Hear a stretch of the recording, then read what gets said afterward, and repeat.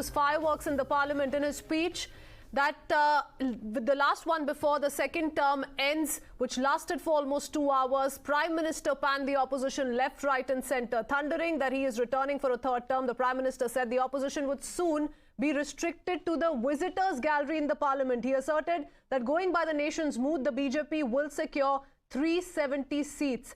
But it was Congress that was directly in the line of fire. The Prime Minister targeted the Grand Old Party for failing to look beyond the family. He said the opposition is in tatters only because of the Congress. He also maintained that many bigwigs in the Congress suffered due to the relaunch of one leader, indirectly hinting at Rahul Gandhi. Listen in to this fierce takedown of the opposition. मैं विशेष रूप से विपक्ष ने जो संकल्प लिया है उसकी सराहना करता हूं। उनके भाषण के एक एक बात से मेरा और देश का विश्वास पक्का हो गया है कि इन्होंने लंबे अरसे तक वहां रहने का संकल्प ले लिया।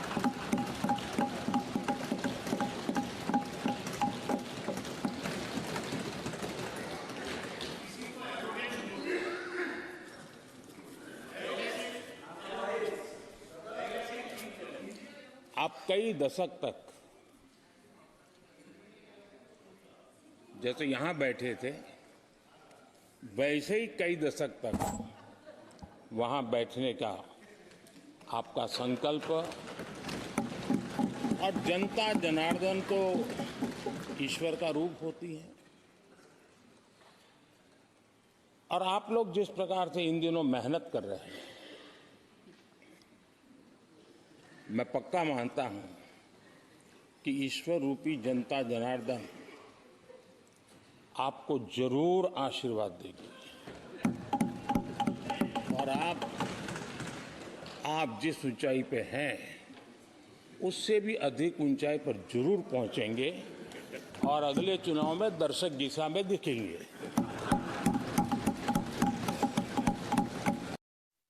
परिवारवाद का खामियाजा उठाया है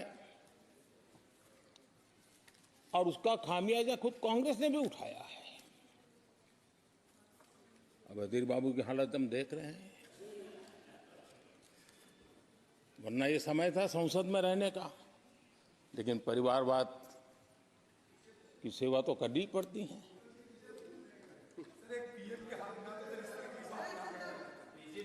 आदरणीय अध्यक्ष जी, अब हालत देखिए, हमारे खरगे जी इस सदन से उस सदन शिफ्ट हो गए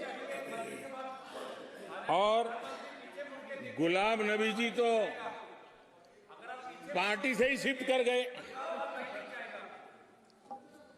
ये सब परिवारवाद के भेंट चढ़ गए।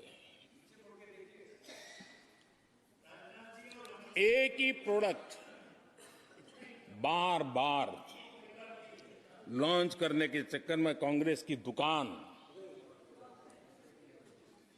ताला लगने की नौबत आ गई है। हम किस परिवारवाद की चर्चा करते हैं?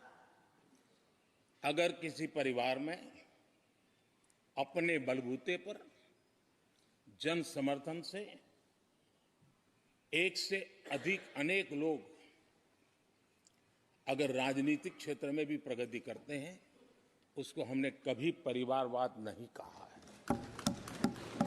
हम परिवारवाद की चर्चा वो करते हैं जो पार्टी परिवार चलाता है, जो पार्टी परिवार के लोगों को प्राथमिकता देती है, जो पार्टी के सारे निर्णय परिवार के लोग ही करते हैं, वो परिवारवाद है। न राजनाथ जी की कोई पॉलिटिकल पार्टी है, न अमित शाह की कोई पॉलिटिकल पार्टी है। और इसलिए जहां एक परिवार को पार्टियां लिखी जाती हैं, वो लोकतंत्र में उचित नहीं है।